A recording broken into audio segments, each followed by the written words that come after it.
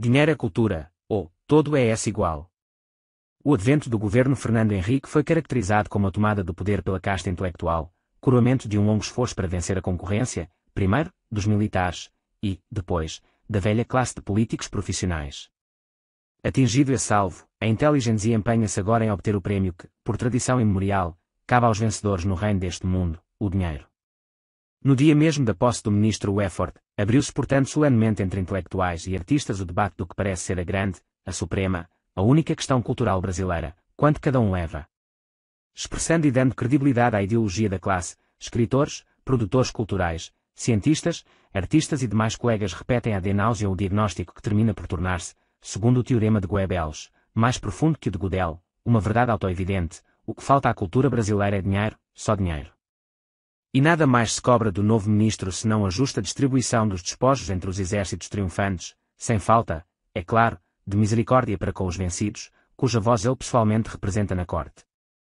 Eis como, desmentindo a convicção popular de que os intelectuais são os cabeças de vento alheios à dura matéria das coisas, a subida deles ao governo finalmente deu caráter oficial à norma de Miller Fernandes, corolário do teorema acima referido: quando ouço falar em cultura, saco logo do meu talão de cheques.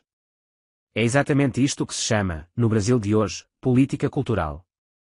A norma só não pode ser aplicada em sua plenitude pela razão de que, no presente estado de coisas, os cheques não têm fundos. Mas, segundo a esperança generalizada, quem já fez o milagre do real pode também fazer o do irreal.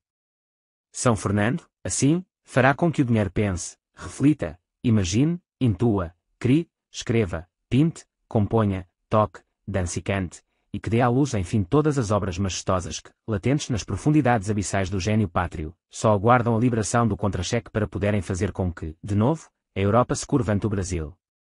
E, se faltar inspiração, ou garra, ou talento, ou conhecimento, ou até mesmo assunto, não vos preocupeis, irmãozinhos, com o dia de amanhã, mamãe providebit. Não obstante, o nascimento da filosofia na Grécia deu-se em plena decadência econômica, quando, passados os áureos dias de Péricles, Atenas afundava na inflação e caía sob o jugo estrangeiro. A floração do gênio alemão, com o idealismo romântico, deu-se num país atrasado e foi protagonizada inteiramente por professores mal pagos. Meio século antes da ascensão industrial que fez da Alemanha uma nação rica, a literatura russa do século XIX, glória do espírito mundial, é na sua parte mais bela uma obra de famintos esfarrapados, Pushkin, Andrei, Gogol, Dostoevsky, e de um rico que renunciou aos seus bens, Tolstói, e Irlanda, perpetuamente reduzida à miséria pelo invasor, não esperou nem a libertação nem a riqueza para dar ao seu algoz melhor do que ele viria a ostentar como glória própria. Apesar disso tudo, um dogma inscrito como cláusula pétrea na testa da nossa intelectualidade reza que o espírito é filho do dinheiro. Ele já não sopra onde quer, mas onde o orçamento o determina. Epístolas de São Paulo Apóstolo ao deputado João Alves, 3h21, salvo erro no preenchimento da volante. Trata-se, pode alguém alegar, de um preconceito de cientistas sociais. A ciência social, afinal, domina o panorama mental brasileiro há 4 décadas, e seus praticantes, marcados pelo atavismo da formação marxista que ensina a tudo ver desde as bases econômicas, não conseguem enxergar outras causas de atrofia cultural senão a carência pecuniária. Mas como podem eles acreditar numa bobagem dessas, pergunto eu, se, dos 2 pais fundadores da sua ciência, Augusto Comte e Karl Marx, o primeiro viveu atolado em dívidas e o segundo, com o capital, não ganhou o suficiente para recuperar sequer o capital de giro gasto nos charutos que fumou para escrevê-lo. Como podem pensar assim, se todos os milhões de sucessores estipendiados, incentivados, protegidos e paparicados pelo Estado e por fundações privadas não conseguiram até hoje elevar essa ciência acima do nível alcançado pelos 2 antepassados? Não, a hegemonia da ciência social marxista não explica o fenômeno, ao menos no todo. Explica-o, talvez, Aristóteles, quando diz que a economia é o que sobra quando acaba a política. Incapazes de formular uma política cultural, nossos intelectuais concebem a seu lugar uma economia cultural, ou melhor, um orçamento cultural. Mas o que é mesmo uma política cultural? É a indicação de fins e metas à atividade intelectual e criativa. E, se ninguém sente a menor necessidade de discutir os fins e metas, é porque os dá por resolvidos.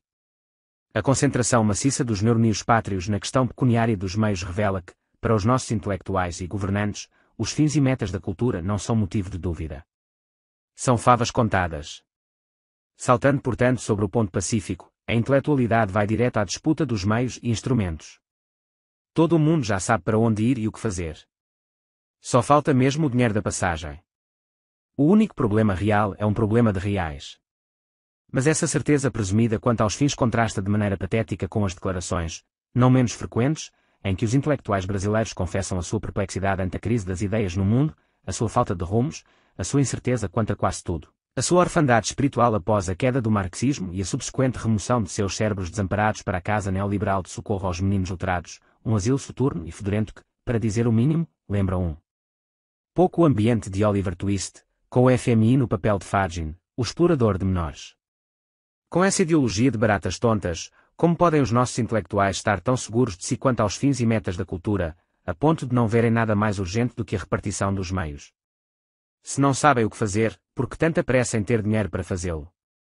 A habilitação da classe letrada para diagnosticar as causas e prescrever os remédios das depressões culturais neste país é, aliás, duvidosa.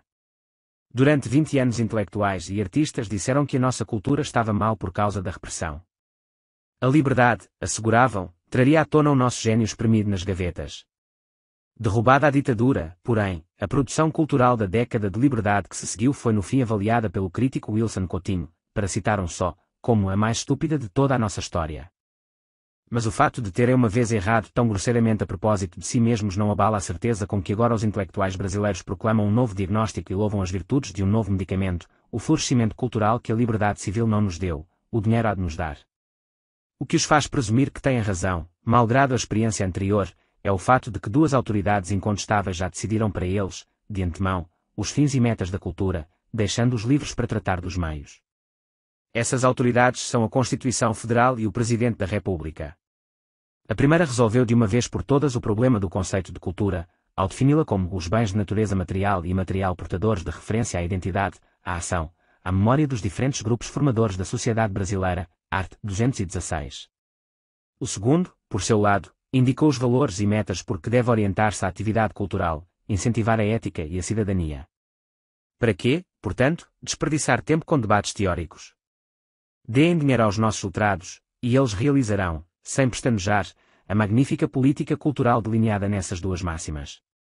Acontece, apenas, que as máximas se contradizem. Somadas, a política cultural que sugerem é igual a zero.